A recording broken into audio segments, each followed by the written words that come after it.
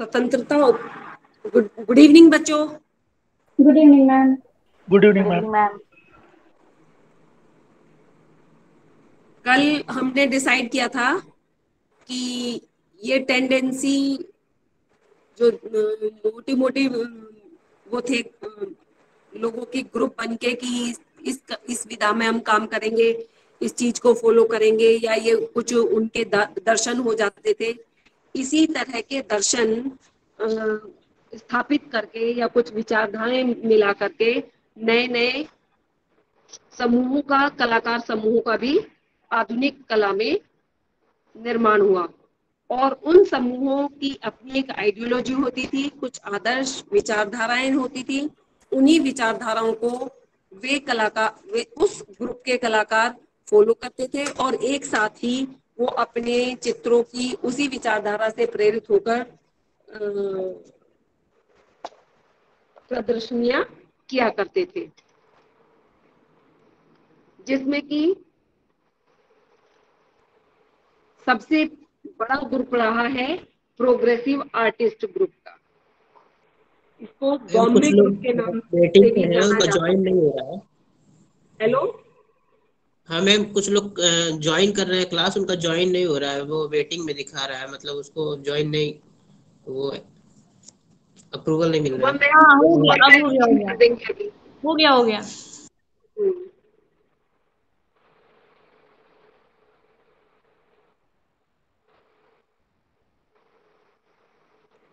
Calcutta group इससे पहले स्थापित हो चुका था, हालांकि उसके बाद कुछ प्रगतिशील कलाकारों ने अपने प्रगतिशील विचारधाराओं को पोषण देने के लिए एक समूह प्रोग्रेसिव आर्टिस्ट ग्रुप पैग नाम से बनाया। कलकत्ता की तुलना में बम्बई नया शहर था।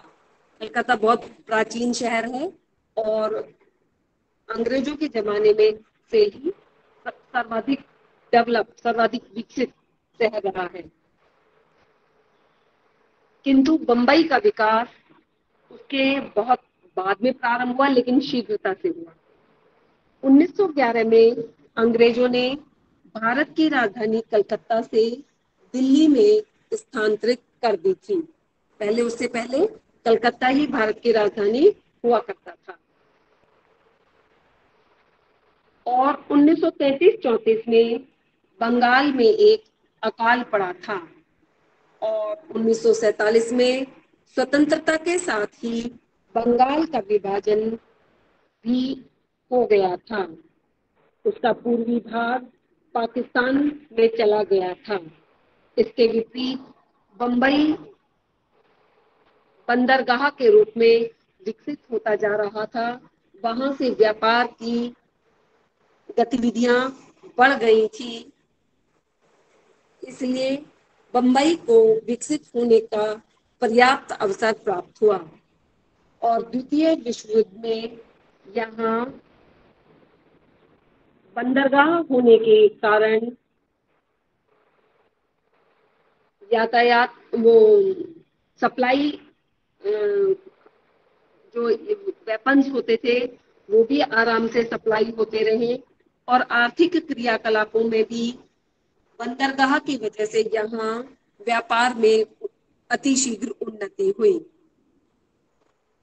कनु देसाई तथा अचकरे कर जैसे कलाकारों ने फिल्मों में कला निर्देशन यहाँ से करना शुरू किया।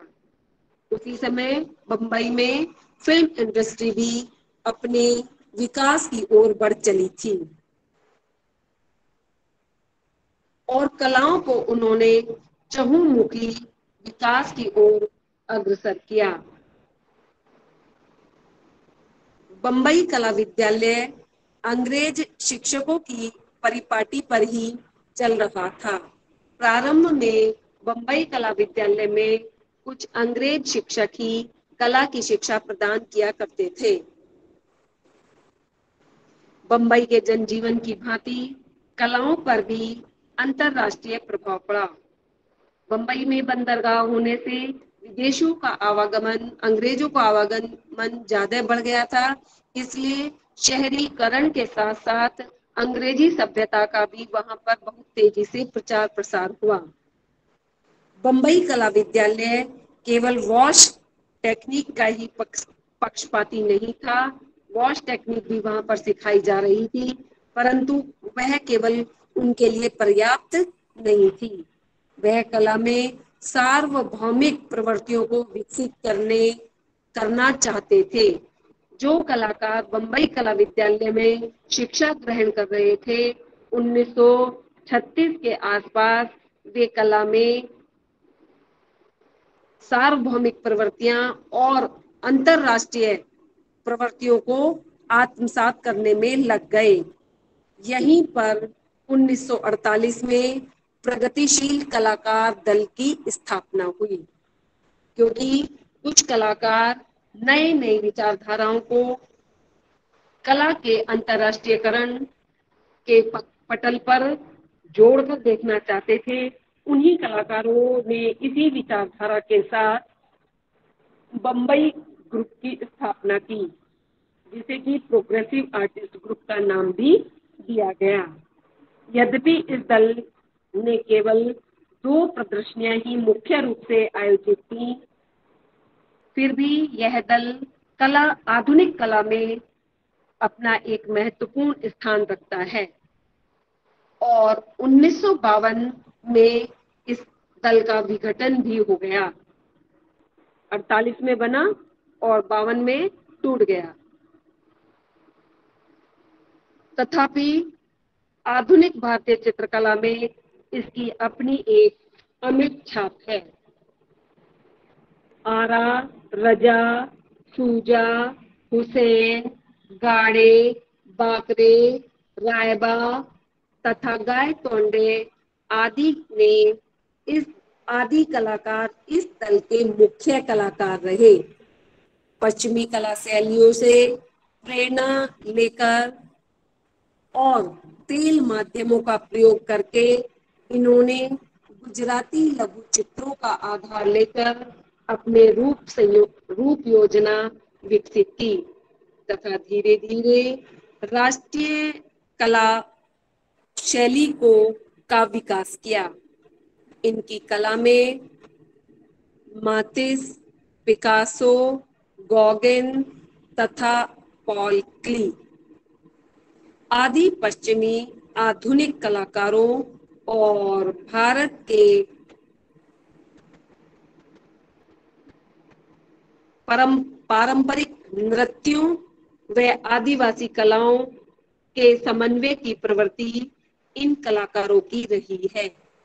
इन्होंने भारत के कथकली नृत्य, आदिवासी मुखौटों, लोक प्रचलित खिलौनों, गुजराती लघु चित्रों यानी कि अपभ्रंश शैली के लघु चित्रों व कालीघाट के बाजार में बिकने वाले पटचित्रों, मूर्ति कला, मंदिरों की मूर्ति कला तथा शास्त्रीय संगीत से प्रेरणा ग्रहण कर पाश्चात्य कलाकार मातिस, पिकासो, पॉल क्ली, गॉगिन आदि की शैली के साथ समन्वय करके एक नई शैली का विकास किया। इस दल के कलाकारों की देश विदेश में काफी चर्चा हुई। इसमें हुसैन आज भारत के सर्वाधिक प्रसिद्ध और अंतर्राष्ट्रीय ख्याति प्राप्त चित्रकार हो गए थे। यद्यपि सूजा और रजा भी इस ग्रुप के बहुत प्रसिद्ध कलाकारों में से हैं, परंतु वे काफी समय ही विदेश में चले गए थे, इसलिए उनकी भारत में उतनी प्रसिद्धि नहीं रह पाई जितनी की हुसैन की। हालांकि दोनों ही कलाकार रजा और सूजा विदेश से भारत आते जाते रहते थे, क्योंकि उनका उद्देश्य कला को और अधिक अभिव्यंजनावादी बनाना रहा है। उनके चित्र बहुत अधिक अभिव्यंजनात्मक हैं। इस प्रकार इन नव गुजराती शैली के कलाकारों को प्रगतिशील कलाकार दल के महत्व में एक प्रगतिशील कलाकार दल में एक महत्वपूर्ण स्थान प्राप्त है। हुसैन, जो कि इस दल के सबसे प्रसिद्ध कलाकार रहे हैं, उनकी ख्याति सर्वविदित है। आज मैं फिर एमएफ हुसैन को ही आप लोगों को पढ़ा रही हूँ। हुसैन के बारे में तो आप लोगों ने वैसे खुद भी पढ़ रखा होगा काफी कुछ। एमए में रहा है artist yes ma'am. Yes MF ma'am. Hussain.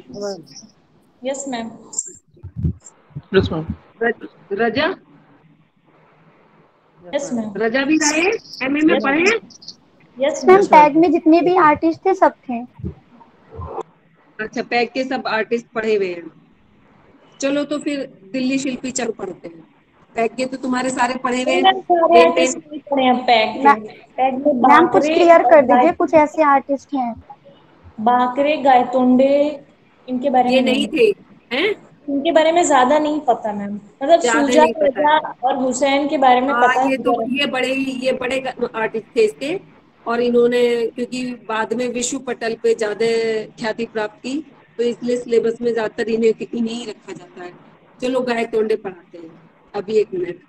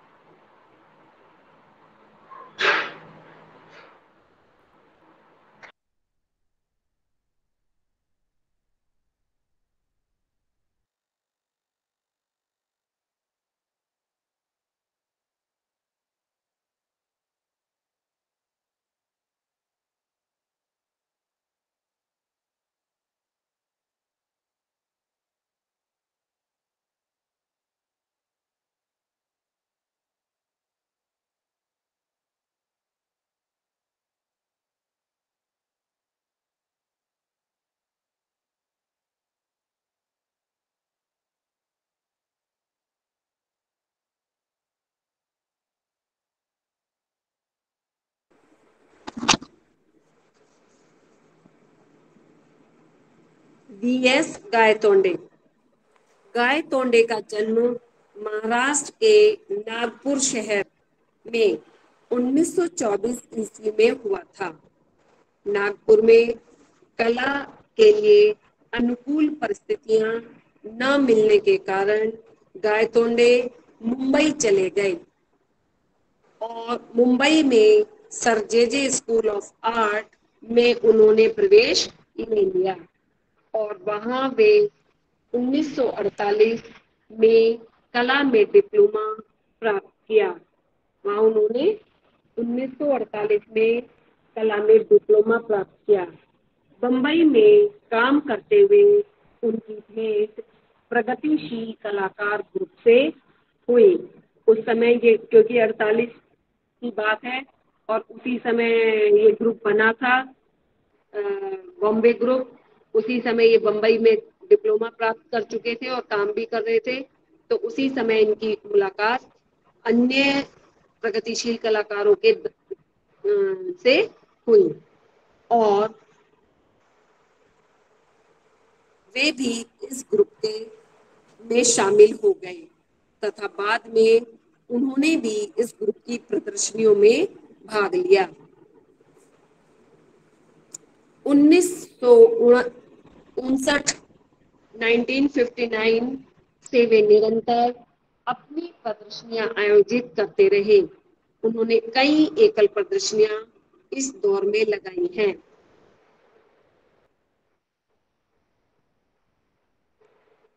और उन प्रदर्शनियों के माध्यम से उन्होंने कई पुरस्कार और सम्मान भी प्राप्त किए। सन 1971 में भारत सरकार ने उन्हें पद्मश्री की उपाधि से भी सम्मानित किया। श्री गायतोंडे की चित्रकारी के अतिरिक्त संगीत, फिल्म तथा दर्शन शास्त्र में भी गहरी रुचि थी। जीवन के अंतिम क्षणों में उन्होंने दिल्ली में रहते हुए कला सृजन का कार्य किया। बॉम्बे से फिर वो काफी 60 के आसपास दिल्ली आ गए थे। गायतोंडे की कला के विकास के विभिन्न चरण हैं, क्योंकि धीरे धीरे जैसे जैसे उनका समय बीतता रहा, उनकी कला विकसित होती गई और उसमें कई चरण हमें दिखाई देते हैं। जैसे कि प्रारंभ में वे आकृति मूलक चित्र बनाया करते थे, जिनमें हमें फिगरेटिव वर्क जिसे हम कहते हैं आकृति मूलक। फिर धीरे धीरे वे अमूर्त की ओर बढ़ गए और अमूर्त चित्रण करने लगे, किंतु उनकी आकृति मूलक तथा एकेडमिक कला का अमूर्त शैली से कोई संबंध ना होते हुए भी वह आकृति मूलक चित्र उसके आधार है, क्योंकि ये तय है कि एब्स्ट्रैक्ट या अमूर्त भी वही कलाकार कर सकते हैं जिन्हें फिगरेटिव करना आता है, जिन्हें फिगर बनानी, फिगर सब करना आता है, वही अमूर्त को अच्छे तरह से उस पर पकड़ बना सकते हैं। यह शैली उनकी पूर्ववर्ती शैलियों से भिन्न थी। अमूर्त शैली, गायतोंडे की अमूर्त शैली के चित्र प्रायः सूर्यास्त के दृश्यों से संबंधित थे। इनका एक बड़ा भाग मुंबई के सागरीय क्षितिज पर सूर्य के अस्त होने से संबंधित है। बहुत सारे चित्र क्योंकि बंबई के समुद्र किनारे पर सूर्यास्त की छटा को प्रस्तुत करते हैं। उन्होंने पहले से निश्चय करके चित्र बनाना प्रारंभ नहीं किया, वरन वे अपने विचारों के अनुरूप जैसे मन में भाव या विचार उमड़ते थे, उसी प्रकार से चित्र बनाया करते थे। उनके चित्र पूर्व निर्धारित नियमों और आस्थाओं के निरूपण मात्र नहीं है। उन्होंने कोई ऐसे नियम नहीं बनाए कि मैं ऐसे ही चित्र बनाऊंगा या ऐसी ये कोई एक पर्टिकुलर कोई उनकी सीमा रेखा नहीं थी कि उसी में बंधकर उन्होंने काम किया हो। बंबई के क्षितिज पर सूर्यास्त के समय रंगों की जो क्रीड़ा होती थी, क्योंकि सूर्य के समय अस्त के समय लाल पीले रंगों की बहुत छटा दिखाई देती है और उसमें गहरे रंग होते हैं हमेशा, तो उसी का प्रभाव उनके चित्रों पर रहा है। क्षितिज रेखा पर जो आकार बनते हैं, उस वातावरण में रंगों का हल्कापन, गहराई सूर्य के अस्त होने और उसके प्रकाश के शने शने धीरे धीरे कम होने को उन्होंने बहुत ही सुंदरता के साथ अपने चित्रों में चित्रित किया है।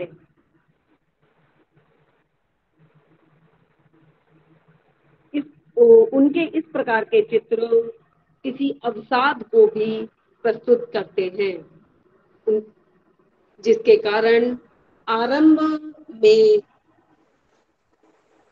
गायतोंडे को हम अंतर्मुखी चिंतन वाला कलाकार कहने लगे थे, कि वो कुछ उनमें कुछ अवसाद है, कुछ दुख है, जिसको क्योंकि ज्यादातर लोग सूर्योदय को पसंद करते हैं, परंतु सूर्यास्त जो है वो उनको उनके रंगों की गहनता और छटा के कारण उन्हें वो चीज पसंद आई और इससे उनका अंतर्मुखी चिंतन बहुत से लोगों को ज्ञात हुआ।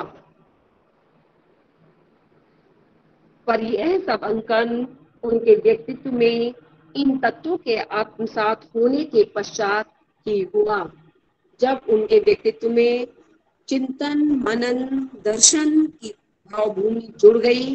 तभी से उन्होंने इस प्रकार के चित्रों का सृजन करना प्रारंभ किया।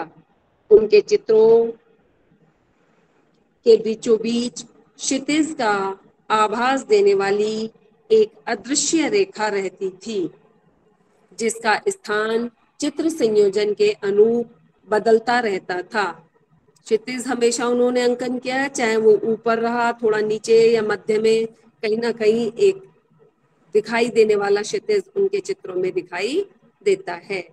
इसके आसपास विभिन्न आकारों का चित्रण तो किया गया, जो प्राय विभिन्न रंगों के अमूर्त आकार वाले धब्बे जैसे दिखाई देते थे।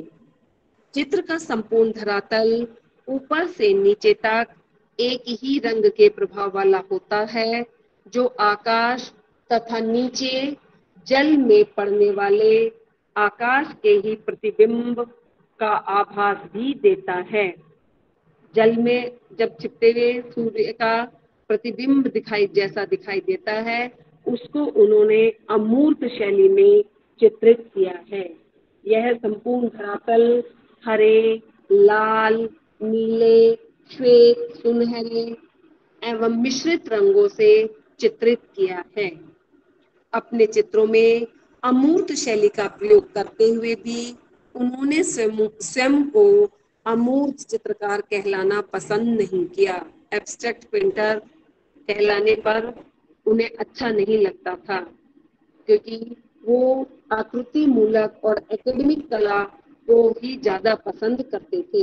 एकेडमिक कला को छोड़कर वे पैटर्न तथा रंगों के व्यक्तिगत अनुभव एवं चित्र की डिजाइन के संपूर्ण प्रभाव पर ध्यान दिया करते थे। इसीलिए उन्हें अपने आप को एब्स्ट्रैक्ट आर्टिस्ट कहलाना पसंद नहीं था। ये गुण उनकी पूर्व कलाकृतियों में नहीं थे। हालांकि जो बाद वाले कलाकृतियां हैं, उनमें प्रभाववाद जैसा भी अंकन है, तो जो कि पहले वाले बिल्कुल आकृति यथार्थ से थोड़ा जुड़े हुए हैं चित्र, तो इसलिए उनसे उनकी तुलना करें तो काफी अंतर उनके चित्रों में दिखाई देता है। आकृति चित्रण करते समय इन गुणों का विचार करने के में उन्हें थोड़ी बाधा आती थी। इसी से गायतोंडे ने आकृतियों के बजाय चित्र के धरातल को सबसे अधिक महत्व दिया। किसी घटना अथवा दृश्य को देखकर मन में जो भाव उठता है, उसका स्वरूप स्थायी नहीं होता, क्योंकि जो भाव उस समय उठ रहा है वो भाव कुछ समय के बाद खत्म भी हो जाता है। तो परंतु उसी भाव को किस प्रकार से चित्रों में प्रस्तुत करना है, यह गायतोंडे जी को अच्छी तरह ज्ञात था। इसी प्रकार प्रेम, उत्साह, साहस आदि की अमूर्त अनुभूति भी सदैव एक सी नहीं बनी रहती, वह भी परिस्थिति के अनुसार बदलती रहती है। अतः मन में उठे भाव के आधार पर कलाकार को त्वरित गति से चित्रण करना चाहिए। इसीलिए त्वरित गति से चित्रण करने का जिस दिन जैसे ये विचार उनके बने, तभी से उनका चित्र प्रभाववादी शैली से मिलता जुलता दिखाई देने लगा। क्योंकि प्रभाववाद का भी तो यही थीम था कि जो भाव आ रहा है, जो प्रकाश का वो दिखाई दे रहा है, तुरंत स्केच। बस इन्होंने भाव को ज्यादा महत्व दिया है त्वरित अंकन में, और मन के भाव को, और प्रभाववादियों ने प्रकाश को। प्रभाववादी कलाकारों ने प्रकाश के अध्ययन, त्वरित अध्ययन पे महत्व दिया है। तो ये अंतर है प्रभाववाद में और उनकी कलाकृतियों में। गायतोंडे भी इसलिए अपने चित्रों को अब शीघ्रता से पूर्ण करने लगे थे। वे मन के अनुभव को एकाग्रता के साथ तुरंत चित्र में उतारने का प्रयत्न करते थे। इस पद्धति की एकाग्रता के संदर्भ में गायतोंडे बौद्ध दर्शन की बौद्ध दर्शन की शाखा से बहुत प्रभावित हुए, जिसका नाम है जैन। बौद्ध धर्म की एक शाखा है, बौद्ध दर्शन की जैन शाखा, उससे उसकी विचारधाराओं ने उन्हें बहुत प्रभावित किया। गायतोंडे में किसी प्रकार की के चित्रों में किसी प्रकार की कोई प्रतिबद्धता नहीं थी। ये पूर्ण स्वतंत्र कलाकार थे। ये किसी भी विचारधारा के पक्षधर या प्रचारक नहीं थे। ये व्यक्तिगत अनुभव के आधार पर ही चित्र की रचना किया करते थे, अतः अपने चित्रों के शीर्षक नहीं रखा करते थे। उनके ज्यादातर चित्र अनटाइटल है। चित्र में अंकित रंगों के धब्बों के अमूर्त संयोजन के द्वारा ही दर्शकों को किसी विशेष मन स्थिति की अनुभूति वे कराना चाहते थे। अपने चित्रों में स्वयं अपने ही द्वारा पूर्व में प्रयुक्त पद्धति की पुनरावृत्ति नहीं करना चाहते थे। इस प्रकार हर चित्र में एक नया प्रयोग उनका दिखाई देता है, क्योंकि चित्र में जैसा अनुभव मुझे पहले हुआ है वैसा मैं नहीं दिखाना चाहता हूँ, कुछ एक नया अनुभव उसमें प्रस्तुत करना चाहता हूँ। इस स्थिति में उनके प्रत्येक चित्र मौलिक और नवीन सृजन रहा, अतः उनके संयोजनों में सदैव एक नवीनता बनी रहती थी। ठीक है, गायतोंडे के विषय में इतना मैंने बताया। अब मैं इसके बाद दूसरे आपने नाम लिया था बाकरे, गाड़े गाड़े गाड़े के बारे में बताती हूँ। उनका बहुत कम है मेरे पास में, गाड़े का कम है। उनका पूरा नाम था हरि अंबादास गाड़े। हमेशा गाड़े गाड़े ही लिखा रहता है ना, हरि अंबादास HA गाड़े भी कई जगह लिखा देखा होगा। गाड़े का जन्म तेली गांव दशासर में 15 अगस्त सन 1917 को हुआ था। उन्होंने कला की शिक्षा बंबई कला विद्यालय में ही ग्रहण की थी और 1949 में ललित कला का डिप्लोमा प्राप्त किया। पहले वहां डिप्लोमा ही दिया जाता था, sir JJ school of art में पहले डिप्लोमा कोर्स था वहां। 1950 में उन्हें MA कलाचार्य का प्रमाण पत्र प्राप्त हुआ। गाड़ी ने बंबई, दिल्ली, हैदराबाद, नागपुर आदि अनेक शहरों में अपनी प्रदर्शनियां आयोजित की और 1948 में वे भी प्रगतिशील कलाकार दल में सम्मिलित हुए। रोमानिया तथा हंगरी में भी उन्होंने 1970 में अपनी एकल प्रदर्शनियां आयोजित की। Bombay art society, academy of fine art Calcutta, Bombay art society और academy of fine art Calcutta, all India art and craft society New Delhi, Hyderabad art society के अतिरिक्त 1953 की राष्ट्रीय कला प्रदर्शनी में भी उन्होंने भाग लिया।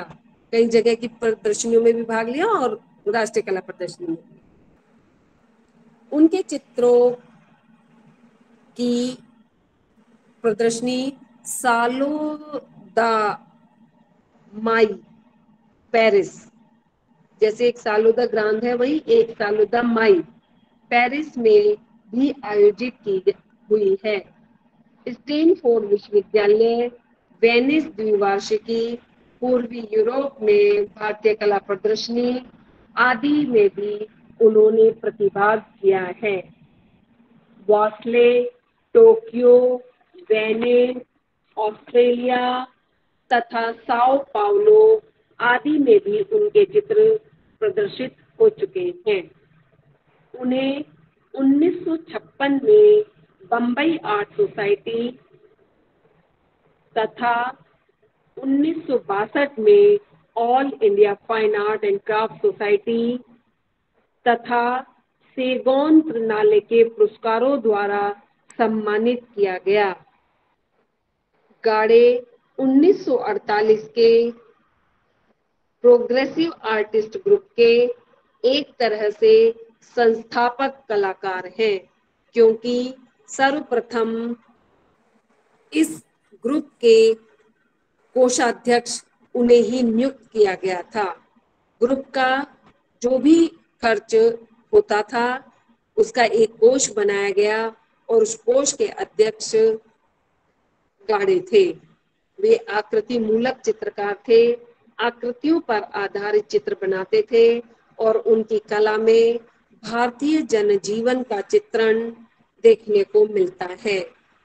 यद्यपि उनकी चित्र शैली आदिम कला से प्रभावित दिखाई देती है, फिर जो इसीलिए उनके चित्र सरल किंतु सशक्त रेखा से चित्रित हैं।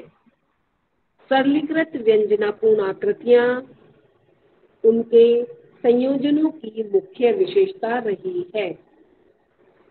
जो भी उन्होंने संयोजन बनाए उनमें आकृतियां बहुत सरल और सादगीपूर्ण हैं।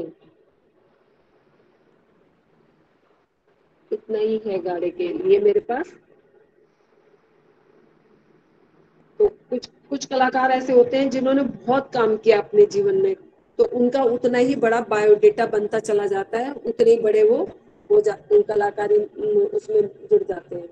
तो और कुछ का ऐसा भी है कि जैसे कुछ कलाकारों पे बहुत कई बार शोध होता रहा, उनके बारे में बहुत बार लिखा गया, तो जितना ज्यादा शोध होता रहा उतनी चीजें जुड़ती चली गई।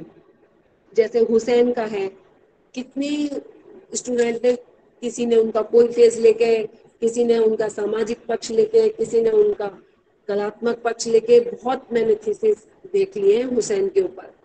और कुछ ने जैसे ये ग्रुप के हिसाब से ले लिया है, तो कुछ तो जितना ज्यादा काम किसी का होता जाता है उतनी चीजें उसके सामने आती रहती हैं। आई थिंक गाड़े पर मैंने कोई काम सुना नहीं है अभी तक। इसके अलावा एक आर्टिस्ट, एक ग्रुप और हुआ है फिर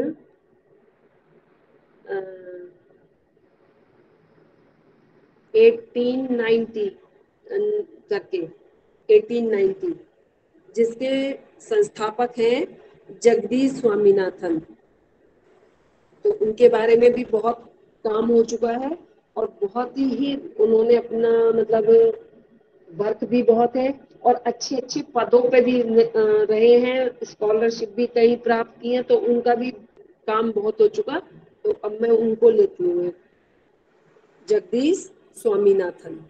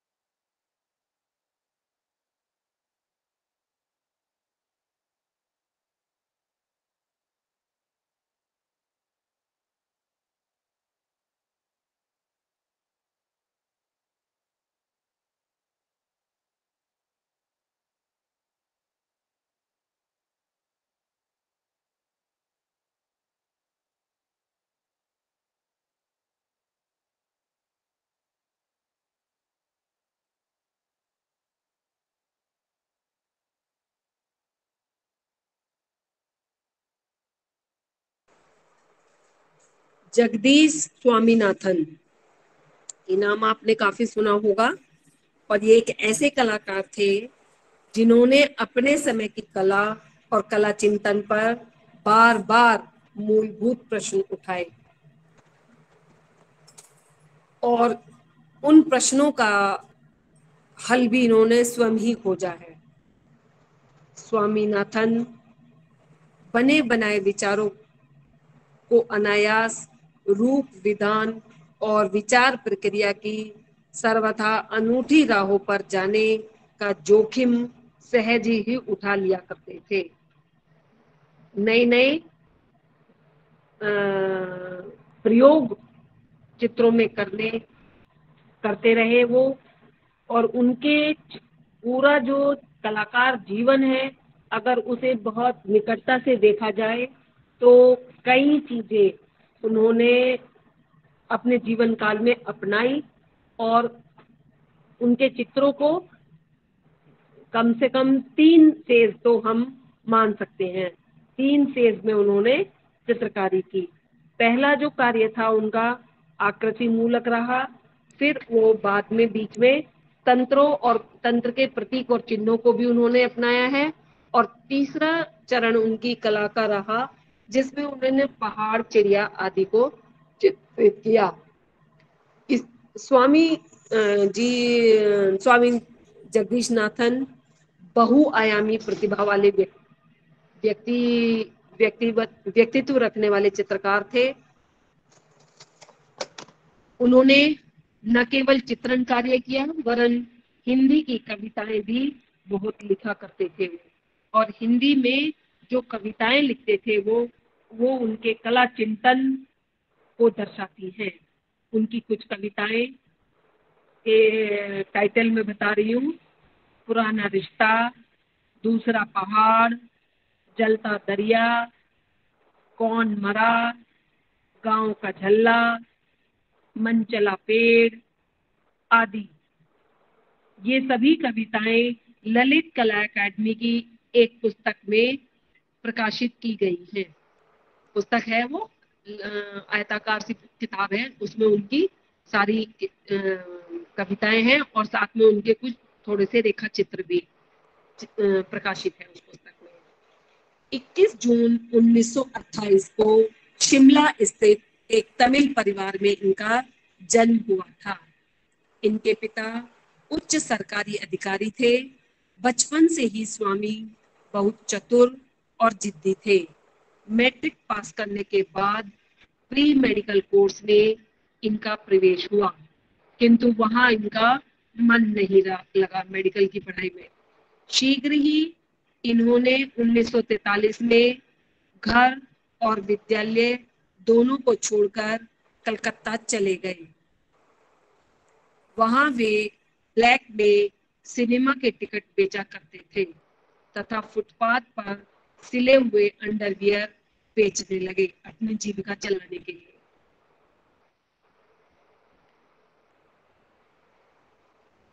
वहीं वे एक क्रांतिकारी दल के भी सदस्य बन गए।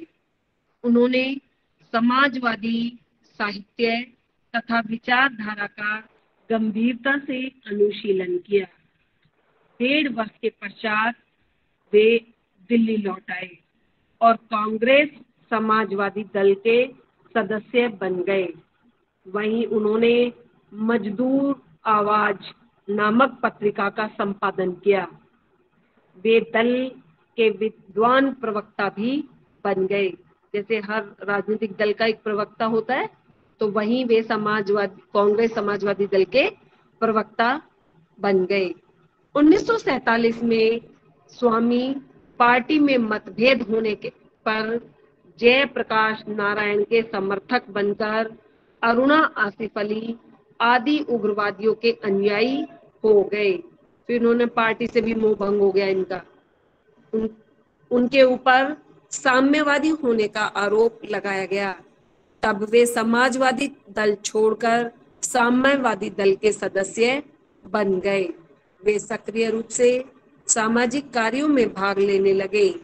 राजनीतिक परिवर्तनों तथा पार्टी को विचारधारा में विभिन्नताओं के कारण 1954 तक वे उससे पूर्णतः पृथक हो गए। फिर साम्यवादी दल को भी उन्होंने छोड़ दिया। वो उसकी भी विचारधाराएं इन्हें अपने अनुरूप नहीं लग रही थी। 1955 में भवानी नामक एक महिला से इनका विवाह हो गया। उस समय तक इन्होंने खूब घुमक्कड़ वाला जीवन व्यतीत किया। विवाह के उपरांत उन्होंने गंभीरता पूर्वक चित्राकृतियां बनाना प्रारंभ किया। अब तक पूरे घुमक्कड़ रहे, कभी कहीं चले गए, कभी कहीं चले गए। तभी करोल बाग स्थित अपने माता पिता के पास रहते हुए आजीविका कमाने के लिए इन्होंने दैनिक हिंदुस्तान तथा सरिता एक वो आती थी ना मैगजीन, सरिता में बच्चों की कहानियां लिखनी शुरू की। 1956 दैनिक हिंदुस्तान में भी इनकी कहानियां छपी हैं काफी, और सरिता में भी। 1956-57 तक उनका संपर्क पीपल पब्लिशिंग हाउस, ये अभी भी है दिल्ली में, पीपल पब्लिशिंग हाउस से हो गया, और उन्होंने साम्यवादी लेखन में वहां पर्याप्त योगदान दिया।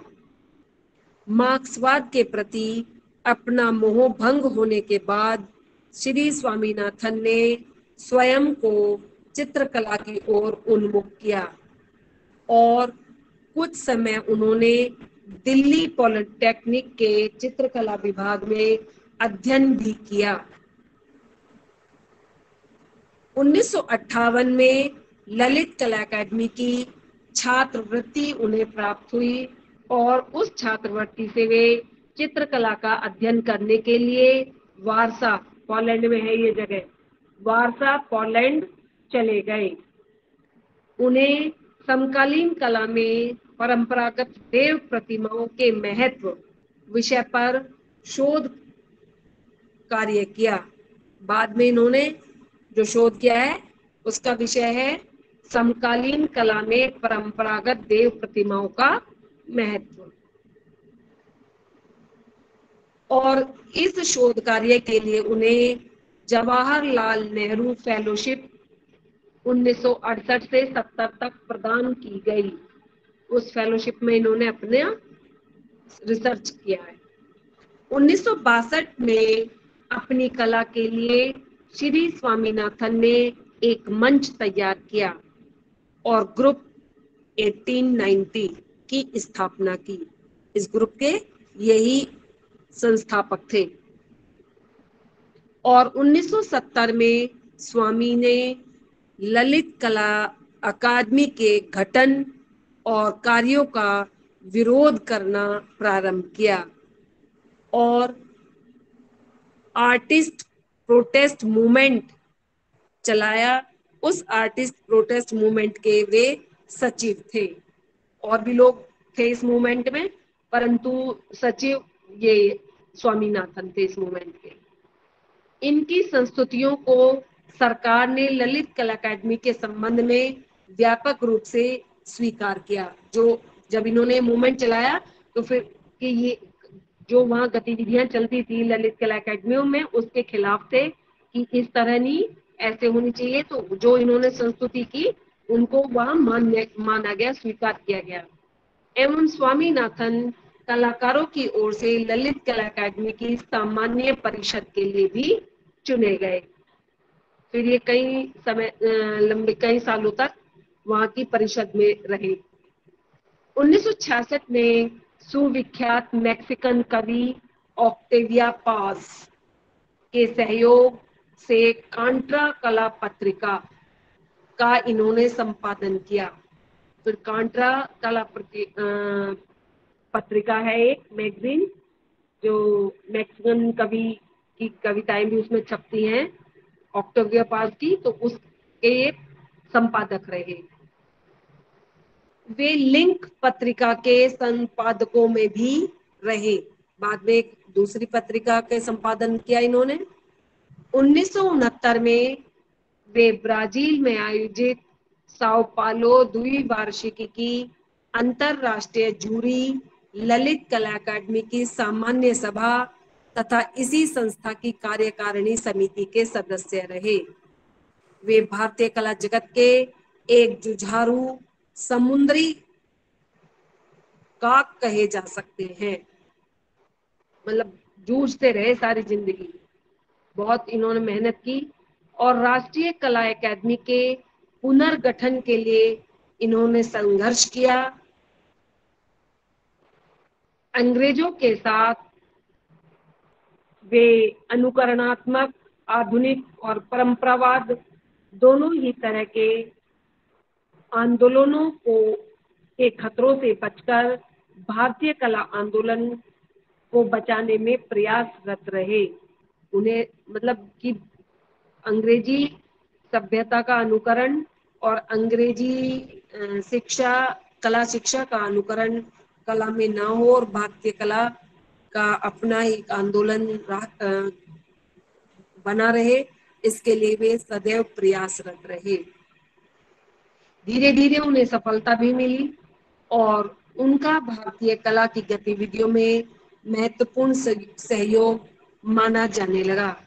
उन्होंने कैम्ब्रिज स्कूल दिल्ली में कला अध्ययन किया तथा जामिया मिलिया विश्वविद्यालय नई दिल्ली में विजिटिंग प्रोफेसर भी रहे। वे जवाहरलाल नेहरू विश्वविद्यालय में आर्टिस्ट इन रेजिडेंस के पद पर भी रहे। श्री स्वामीनाथन ललित कला अकादमी की राष्ट्रीय प्रदर्शनी में कालिदास सम्मान की चयन समिति के भी सदस्य रहे। फीचर फिल्म पुरस्कार की राष्ट्रीय चयन समिति के भी सदस्य नियुक्त किए गए। वे भारतीय पर्यटन विकास निगम, अंतरराष्ट्रीय सांस्कृतिक संबंध परिषद की प्रशासनिक समिति तथा इंदिरा गांधी राष्ट्रीय कला केंद्र के संस्थापकों में से एक हैं। जब ये स्थापना हुई है इंदिरा गांधी राष्ट्रीय कला केंद्र की, तो संस्थापक सदस्य या संस्थापक समिति के एक सदस्य रहे। श्री स्वामीनाथन जापान में आयोजित भारत महोत्सव की आदिवासी कला प्रदर्शनी के कमिश्नर भी रहे। जापान में आदिवासियों की एक कला प्रदर्शनी आयोजित की गई थी, उसके ये कमिश्नर नियुक्त किए गए थे। 1981 में वे मध्य प्रदेश सरकार द्वारा भारत भवन के नागर और लोक आदिवासी कला संग्रहालय रूपंकर, ये वहाँ है भारत कला मध्य प्रदेश भोपाल में रूपंकर, आदिवासी कला का सबसे बड़ा संग्रहालय है भारत का। उसके जब उसकी स्थापना की जा रही थी तो इनको भारत सरकार, मध्य प्रदेश सरकार की तरफ से आमंत्रण मिला कि इसकी स्थापना में कैसे कैसे क्या क्या विचार किस तरह से संयोजित कैसे किया जाए। तो संस्थापना के लिए ये नियुक्त किए गए मध्य प्रदेश सरकार की तरफ से। 13 फरवरी 1982 में वे इसी संग्रहालय के निदेशक नियुक्त हुए। और जब ये स्थापित हो गया निदेशालय रूपंकर, वो निदेशालय कह रही हूँ संग्रहालय, और जब संग्रहालय स्थापित हो गया रूपंकर, तब ये इसी संग्रहालय के निदेशक नियुक्त किए गए। इस तरह वे भारत भवन भोपाल न्यास मंडल के सदस्य भी रहे। भारत भवन जब स्थापित हुआ है तो उसका भी संस्थापना में जो समिति बनी थी उसके भी ये सदस्य रहे। उनके द्वारा भारत भवन के मुख्य गुंबद का चित्रांकन किया गया। जो भारत भवन है भोपाल में, उसका जो मेन गुंबद है उस बिल्डिंग का, वो इन्होंने ही उसका डिजाइन तैयार किया था। 1985 से 86 में उन्होंने अपने साथी कलाकार रॉबिन डेविड के साथ मिलकर महान शायर इकबाल की स्मृति में भोपाल में एक स्मारक बनवाया। इस समय वे प्रस्तर मूर्ति और मूर्ति शिल्प भी बनाने की ओर प्रवृत्त हुए। यानी कि मूर्ति शिल्प भी बनाए उन्होंने। फिर अभी तक चित्रकला कर रहे थे, लेकिन जो इकबाल की स्मृति में भोपाल में एक स्मारक बनवाया, तो उससे इन्हें मूर्ति बनाने की तरफ की प्रेरणा मिली, और फिर इन्होंने कई पत्थर की मूर्तियां भी बनाई। वे ITDC तथा ICCR सहित विभिन्न सार्वजनिक निकायों के बोर्ड में भी शामिल थे। मध्य प्रदेश में रहते हुए उन्होंने वहां के आदिवासी क्षेत्रों की सघन यात्राएं की, बहुत सारी यात्राएं की। वे भारत सरकार की संग्राहक सलाहकार समिति, शिल्प संग्रहालय समिति HHEC तथा उत्तर मध्य क्षेत्र सांस्कृतिक केंद्र की कार्यक्रम समिति के सदस्य भी रहे। मध्य प्रदेश की आदिवासी कला, जो सदैव तंत्र, मंत्र, यंत्र पर आधारित रही है, और वहाँ का जो हस्तकौशल है उसको समझते हुए उन्होंने एक बड़ी पुस्तक का प्रकाशन किया। हस्तकौशल को समझाते हुए आदिवासी कला और आदिवासी हस्तकौशल को विस्तृत व्याख्या उन्होंने इस पुस्तक में की है। इसके अतिरिक्त उन्होंने मध्य प्रदेश के आदिवासी अंचलों की यात्रा के पश्चात द परसीविंग फिगर्स तथा जादुई लिपि नामक विचारोत्तेजक 2 पुस्तकों का और लेखन किया।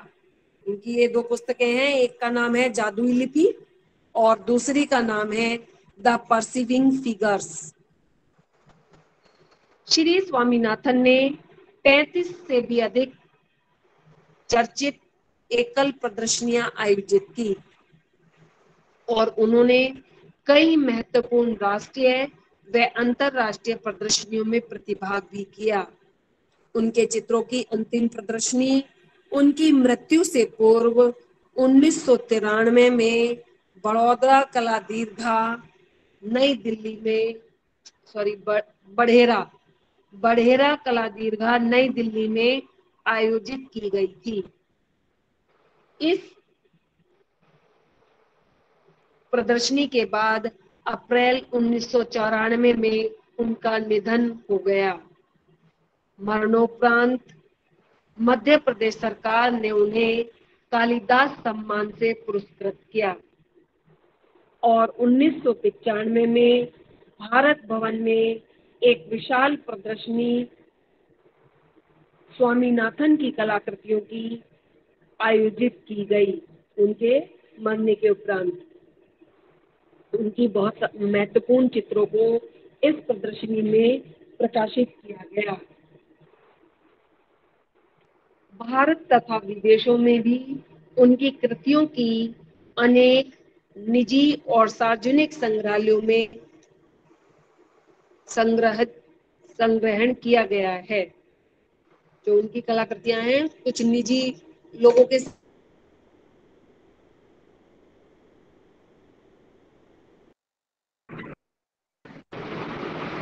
श्री जगदीश स्वामीनाथन हमेशा पूरी तरह से आत्मनिर्भर कलाकार थे, और उनका विचार था कि 1947 से लेकर भारत की सभी आधुनिक चित्राकृतियां आसार और भौतिक जगत की पेचीदगियों से परे हैं। वे समकालीन कला की इस स्थिति से संतुष्ट नहीं थे, परंतु फिर भी उन्होंने किसी प्रकार के पुनरुत्थानवाद का समर्थन नहीं किया, बल्कि उन्होंने स्थानीय और परंपरा की बात उस समय की जब बहुत से कलाकार सार्वजनिकता की बात कर रहे थे। बहुत से लोग कह रहे थे कि कला को सार्वजनिक होना चाहिए, जैसा सब समझ रहे हैं वैसी सबकी समझ में आने वाली होनी चाहिए, लेकिन वे चित्रकला में परंपरा को भारतीय परंपरा से चित्रकला का भारतीय परंपरा से जुड़े रहने के वे हिमायती थे। उन्होंने बार बार इस बात पर बल दिया कि कला में विश्वात्मकता की सर्वदेशीय अवधारणा के प्रति मोह, चाहे वह कला कितनी भी सुरुचिपूर्ण या सुसंगत और कौशलपूर्ण हो, दैनंदिन के व्यवहारिक जीवन में बहुत ही आत्मसंकुचित होती है। कहने का मतलब है कि कोई भी जैसे विश्व पटल पे अगर हम किसी कला का मतलब विश्व पटल पे ही प्रदर्शित करने के उद्देश्य से अगर कलाकृतियां बना रहे हैं तो आम जीवन में वो बहुत संकुचित हो जाती है और उसमें जो कलाकार का आत्म अभिव्यक्ति है वह भी संकुचित हो जाती है।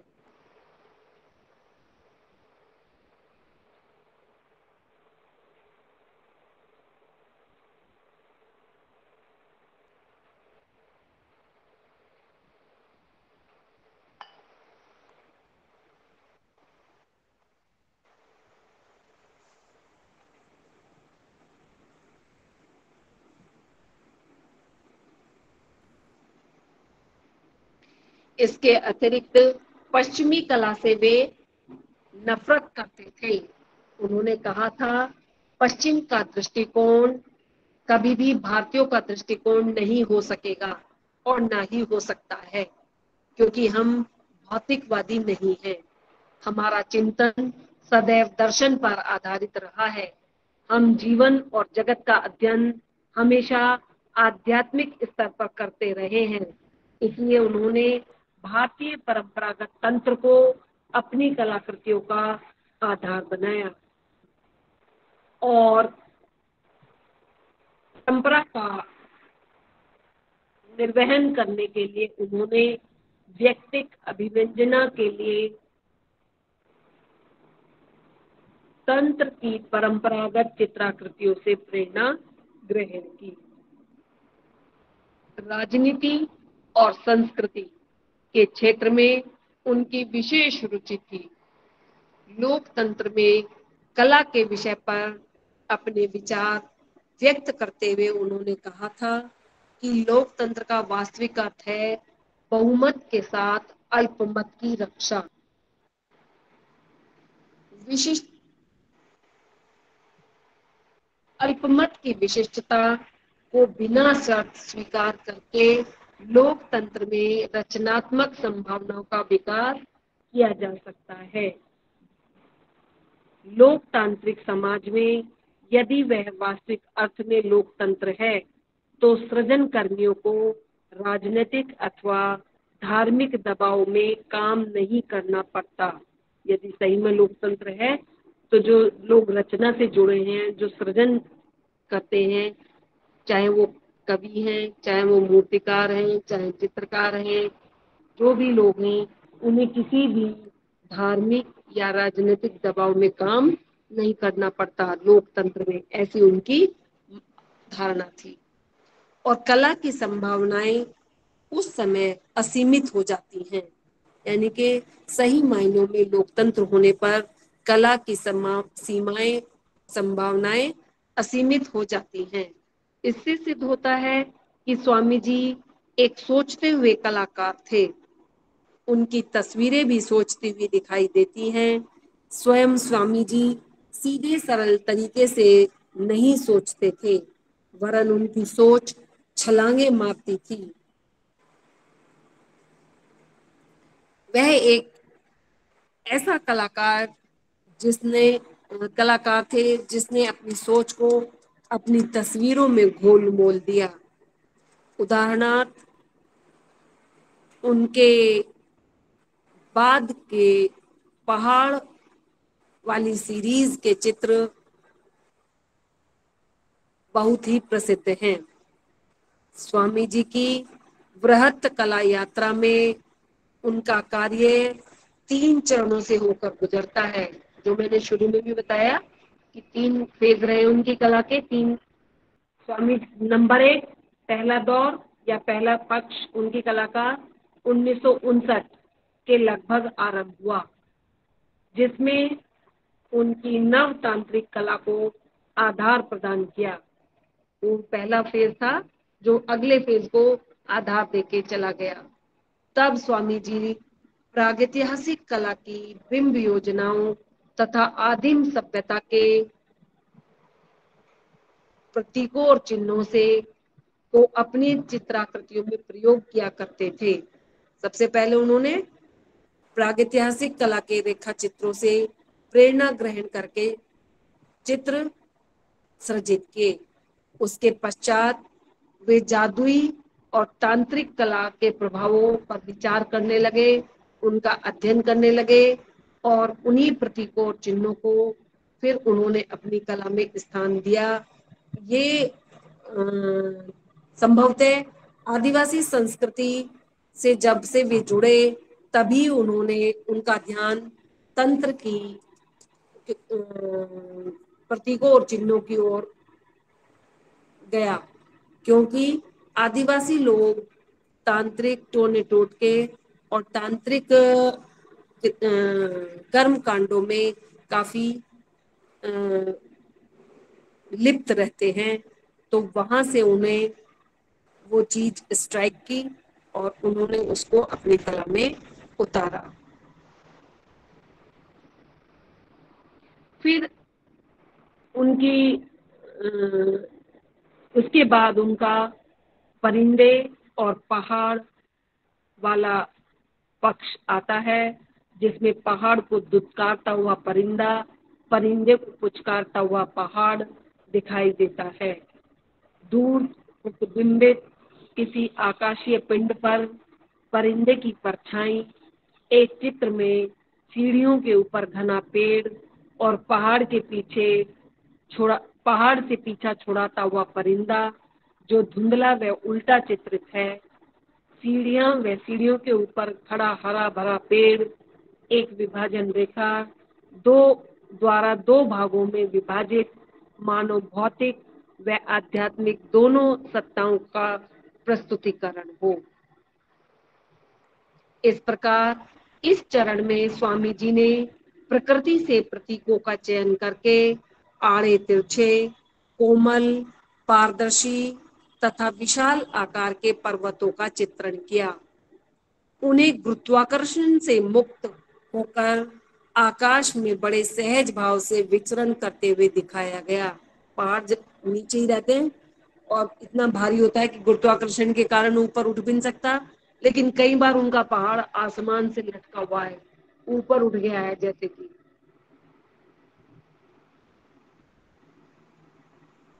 एवं इन पहाड़ों के मध्य जो पक्षी अंकित किए गए हैं वह जीवन का प्रतीक है। पर्वत के नीचे या पहाड़ी के शिखर पर पुष्पित झाड़ी का अंकन भी सार्थक है, जैसे मानो अपने प्रथम बसंत को प्रदर्शित करता है कोई पौधा, तुलसी, चेरी या गुलमोहर। बीच बीच में कहीं पहाड़ों के बीच में सीढ़ियां बना दी हैं और पौधा भी लगाया, तो वहां प्रकृति को भी दिखाया है उन्होंने। चित्रित आकाश अत्यधिक प्रकाश युक्त है। जहां भी आकाश बनाए बहुत हल्के रंग भरे हैं, तो हल्के रंगों से प्रकाश आता ही अपने आप। प्रकाश युक्त है, जिसमें परिंदा कहीं उड़ता हुआ तो कहीं स्थित मुद्रा में बैठा है, जो चित्र में अतीन्द्रिय लोक की कल्पना को साकार करता है, जैसे कि वे ब्रह्मांड के समस्त पक्षों का अनुभव करना चाहते हों। अर्थात चित्र के आध्यात्मिक भाव का प्रकटीकरण है। इस चरण के चित्रों के रंग, चटक व एक विशिष्ट रीति से लगाए गए हैं। स्वामी के इस दौर के काम की कोमलता में भी कठोरता है, मानो स्वामी कोई आध्यात्मिक उपदेश दे रहे हों, वैराग्य का, उड़ने का, मोक्ष का, अद्वैत का। इनके विषय में स्वयं जगदीश स्वामी ने कहा है कि तुम इन्हें प्रतीक कथा मानते हो तो मानो, मैं तो एक मिथ गढ़ रहा हूं। तुम इनसे ऊब गए हो तो ये तुम्हारी समस्या है। मैं जो करना चाहता हूं तब तक करता रहूंगा जब तक कि मुझे खुद यह महसूस नहीं होता कि अब और नहीं। इस दौर की अंतिम कृति स्वामी का शाहकार, जो इसी समय इन्होंने अपने थर्ड फेज में बनाई है, स्वामी का शाहकार, और इसका शीर्षक है शाही। शाही शीर्षक वाली थी। इसकी भी पूरी सीरीज बनाई है इन्होंने, जिसे श्री बलदेव वैद ने स्वामी का साहसपूर्ण चमत्कार कहा है। शाही स्वामी की कला संबंधी सोच की उपज है और उनके आत्मानुभव और आत्मलोचन की भी। उनका यह मध्य चरण शीघ्र ही समाप्त हो गया। तो तृतीय चरण, उनका यह तृतीय चरण भी शीघ्र ही समाप्त हो गया। और इस दौर में उन्होंने सुलझे ढंग से भारतीय तांत्रिक परंपरा के प्रतीकों व चिन्हों को छोड़कर, नहीं, ये पहाड़ वाला था ना, पहाड़ और पक्षी वाला फेज के बाद तीसरा फेज है उनका तांत्रिक परंपरा और प्रतीकों के चिन्हों को मटमैले रंगों से चित्रित करने का। अपने प्रारंभिक चरण की पुनर्स्मृति, शुरू में भी कुछ कुछ ऐसे ही थे, आदिम कला से प्रेरित थे वो चित्र। तो तीसरे चरण में भी प्रथम चरण की, प्रारंभिक चरण की पुनर्स्मृति में उनकी रेखाएं चित्रित दिखाई देती हैं। प्राचीन भारतीय तंत्र कला के प्रतीकों व चिन्हों को उन्होंने मौलिक ढंग से प्रयुक्त किया है, जैसी वो हैं, या उन्होंने कोई तंत्र की अध्ययन नहीं किया, केवल आदिवासियों से जब वो जुड़े और उन पर अध्ययन किया, तो वहीं से उन्होंने कुछ रूपाकार तंत्र कला के कुछ प्रतीक और चिन्ह, जिसमें सर्प, ओम, स्वास्तिक आदि का अंकन किया है।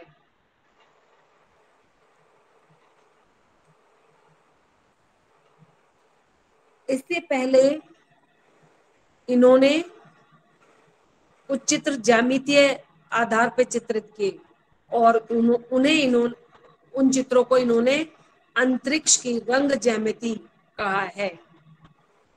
अपने आप ही उन चित्रों का नाम अंतरिक्ष की रंग ज्यामिति रखा है।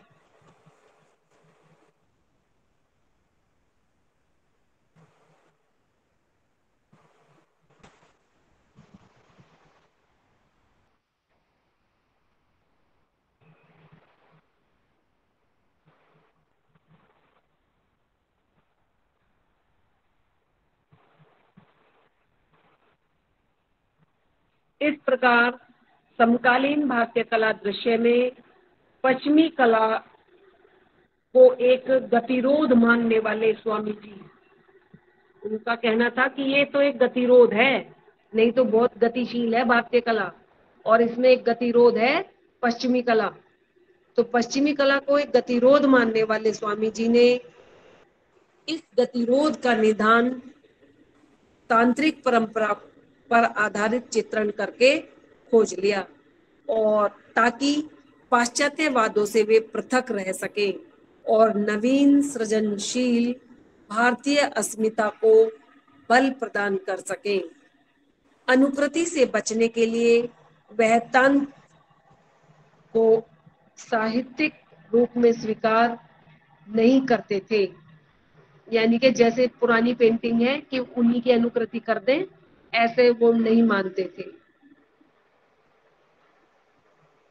अपने एक साक्षात्कार में उन्होंने ये स्पष्ट कहा है कि मैंने कहीं भी तंत्र के साहित्यिक रूपों को समाविष्ट नहीं किया है, लेकिन मैं सोचता हूँ कि हमें हमारे इतिहास के प्रत्यय जो एकत्व की भावना की अभिव्यक्ति प्रदान है के प्रति जागरूक होना पड़ेगा। यदि पश्चिमी व्यक्ति अपने एकांतपन से संबंधित है, तो मैं कहूँगा कि एकांतवास कोई विघटन नहीं है, यह अस्तित्व का तथ्य है। पश्चिम में एकांत व्यक्तिगता समाप्त कर देता है और हम व्यक्तिगता यानी कि मौलिकता व्यक्तित्व को बढ़ावा देने वाले कलाकार थे। इस प्रकार वह कला में एकत्व के हिमायती थे और पश्चिमी व्यक्तिगत तत्वों के विरोधी थे। स्वामी जी के चित्रों पर तांत्रिक प्रभाव सदैव बना रहा, क्योंकि प्रारंभ से ही वह परंपरागत तत्वों को चित्रों में स्थान देने के पक्षधर थे।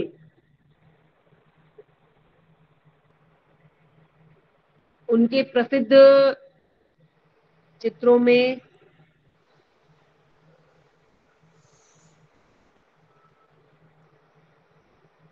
एक प्रतीक नाम से एक श्रृंखला सृजित की है उन्होंने, सिंबॉलिज्म या सिंबॉलिक कुछ ऐसे करके नाम रख दिया उस श्रृंखला का। तो वो उनकी बड़ी प्रसिद्ध चित्र सीरीज रही है। 1968 से 70 के बीच उन्होंने एक लेख निबंध भी लिखा था इस पर, the significance of the tradition Newman to contemporary art. The significance of the tradition Newman to contemporary art। इस निबंध में उन्होंने स्पष्ट लिखा है कि मेरी उत्पत्ति पश्चिमी सभ्यता से नहीं हुई है। मैं खुशी बांटने या मानव व मातृभूमि के वैभव के गुणगान के लिए चित्र नहीं बनाता हूँ और न ही मृतकों के अनुकूल चित्र बनाता हूँ। मैं इस विचार के साथ खुश हूं कि मेरा काम अंतः दर्शन के आनंद और ज्ञान की ओर ले जाता है। तूलिका में अत्यधिक अर्थवान रूप निहित होते हैं। जो ही मेरा समय खुलता है, यह स्वयं जीवित हो उठता है और वह स्वर्ण युग आता है जहां आकस्मिकता तार्किक को रूप अंकित करती है। वहां परंपरा से रहित कोई उन्नति नहीं कर सकता, अर्थात परंपरा से रहित कोई उन्नति नहीं हो सकती। उन्नति भी तभी हो सकती है जब हम परंपरा से जुड़े रहे। मैं वहीं खड़ा हूं जहां आदि मानव खड़ा था, अर्थात वे परंपरा व आदिम विचारधारा को मानने वाले थे। स्वामी जी ने अपने एक निबंध, फिर इसके बाद उन्होंने एक और निबंध लिखा, the new promise. The new promise, उस निबंध में उन्होंने स्पष्ट स्वीकार किया है कि अंग्रेजों ने भारतीय कला को अपने शासनकाल में हे दृष्टि से देखा और अपनी पाश्चात्य कला के परिप्रेक्ष्य को सिखाना शुरू किया, परंतु पश्चिम की कला में समकालीन कला आंदोलन जैसी पैनी कोणात्मकता युक्त कला, पॉप कला, ऑप्टिकल का आर्ट और मनोवर्धक कला में नया कुछ नहीं है। उन्होंने कहा जो पश्चिमी नएवाद हैं जैसे पॉप कला, ऑप्टिकल आर्ट और जो कोणात्मकता वाले ये घनवाद वगैरह हैं, इनमें नया कुछ नहीं है। यहाँ तक कि कोलाज के रूप में सामग्री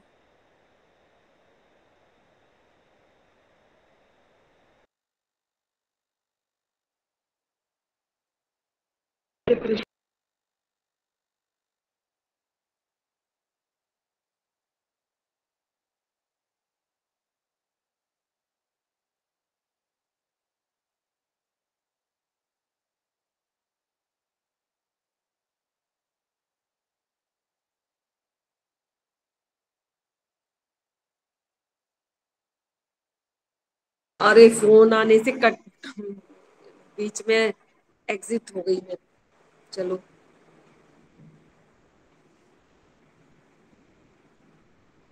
कि इनमें कुछ भी नया नहीं है। जो संयोजन लघु चित्र शैली राजस्थान व गुजरात की कला तथा प्राचीन भारतीय तंत्र कला के समान है। इन्होंने कहा कि उनसे ज्यादा अच्छे ये हैं और इनके समान तो उसमें भी कुछ बहुत कुछ है देखने के लिए। इस प्रकार समस्त पाश्चात्य शैलियों के समक्ष भारतीय कला शैलियों को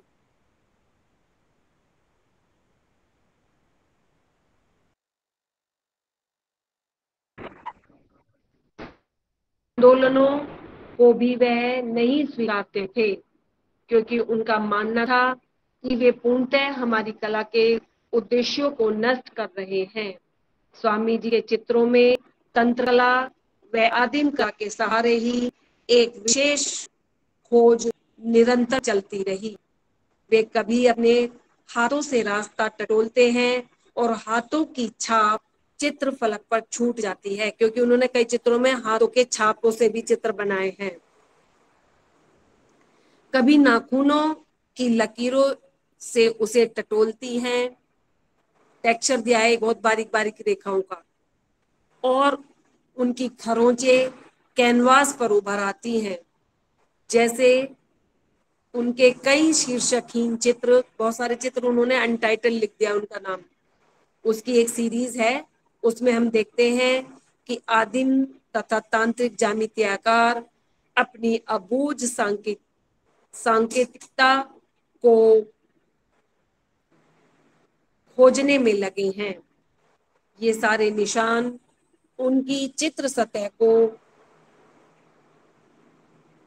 सशक्त बनाते हैं। गूढ़ संकेत ही जनजातीय कला के तांत्रिक प्रभावों के परिणाम हैं, जो हमें उनकी चित्राकृतियों में देखने को मिलते हैं। कई बार उनके चित्र तांत्रिक फलक जैसे दिखाई देते हैं और उनमें गूढ़ रहस्यात्मकता मानो भरी हुई है, ऐसा प्रतीत होता है।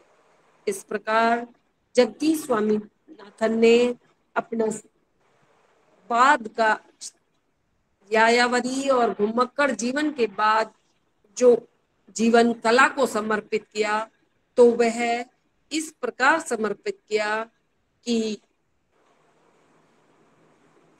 आज भारतीय कला में उनका अपना एक विशिष्ट स्थान है। ठीक है, कोई बात ऐसी लगी हो पूछने लायक हो, कुछ क्वेश्चन पूछना हो आपको इसमें से?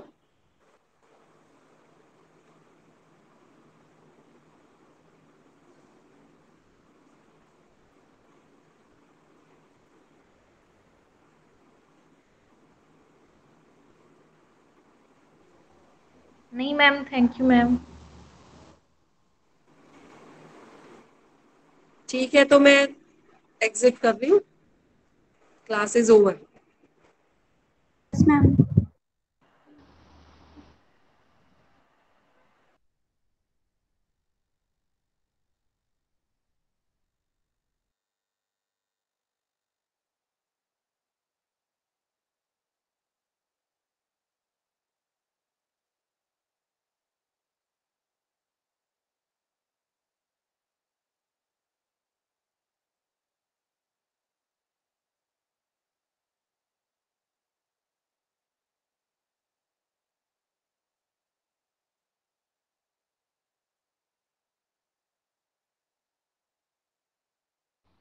हम लोग भी जाए।